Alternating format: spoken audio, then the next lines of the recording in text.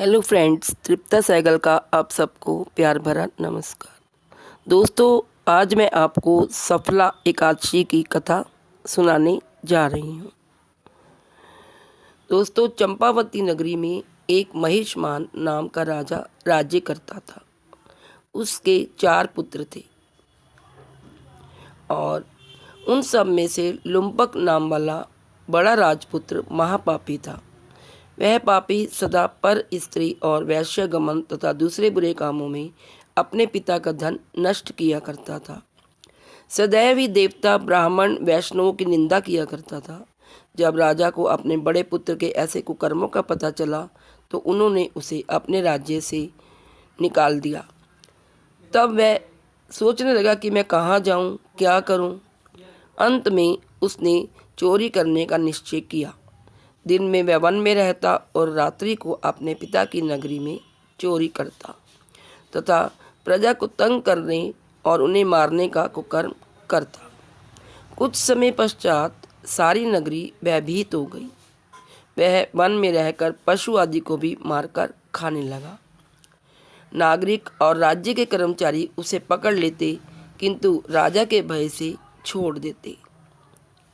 One के एक अति प्राचीन विशाल पीपल का वृक्ष था। लोग उसकी भगवान के समान पूजा करते थे। उसी वृक्ष के नीचे वह महापापी लुम्पक रहा करता था। इस वन को लोग देवताओं की क्रीड़ा स्थली मानते थे। कुछ समय पश्चात पौष कृष्ण पक्ष की दशमी के दिन वह वस्त्रहीन होने के कारण शीत के चलते सारी रात्रि सो नहीं सका। उसके हाथ पैर अकड़ गए। सूर्योदय होते होते वह मूर्छित हो गया और दूसरे दिन एकादशी को मध्याह्न के समय सूर्य की गर्मी पाकर उसकी मूर्छा दूर हुई। गिरता पड़ता वह भोजन की तलाश में निकला।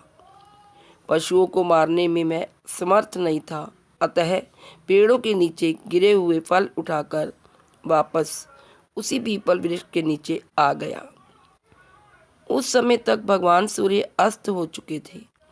वृक्ष के नीचे फल रखकर कहने लगा, हे भगवान, आपके ही अर्पण है ये फल, आप ही तृप्त हो जाइए।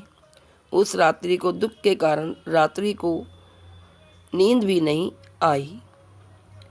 उसके इस उपवास और जागरण से भगवान अत्यंत प्रसन्न हो गए और उसके सारे पाप नष्ट हो गए। दूसरे दिन प्रातः एक अति सुंदर घोड़ा अनेक सुंदर वस्तुओं से सजा हुआ उसके सामने आकर खड़ा हो गया। उसी समय आकाशवाणी हुई कि हे राजपुत्र, श्री नारायण की कृपा से तेरे पाप नष्ट हो गए हैं। अब तू अपने पिता के पास जाकर राज्य प्राप्त कर। ऐसी वाणी सुनकर वह अत्यंत प्रसन्न हुआ और दिव्य वस्त्र धारण करके भगवान आपकी जय हो कहकर अपने पिता के पास गया। उसके पिता ने प्रसन्न होकर उसे समस्त राज्य का भार सौंप दिया और वन का रास्ता लिया।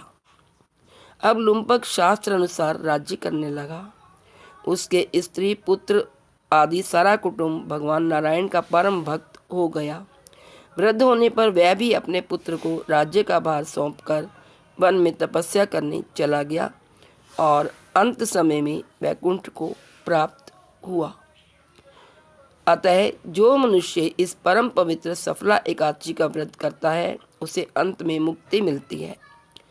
जो नहीं करते वे पूंछ और सींगों से रहित पशुओं के समान हैं। इस सफला एकादशी के महामत्य को पढ़ने से और इस सफला एकादशी के महात्म्य को पढ़ने से और श्रवण करने से मनुष्य को अश्वमेध यज्ञ का फल मिलता है। Please like, share and subscribe. Thank you.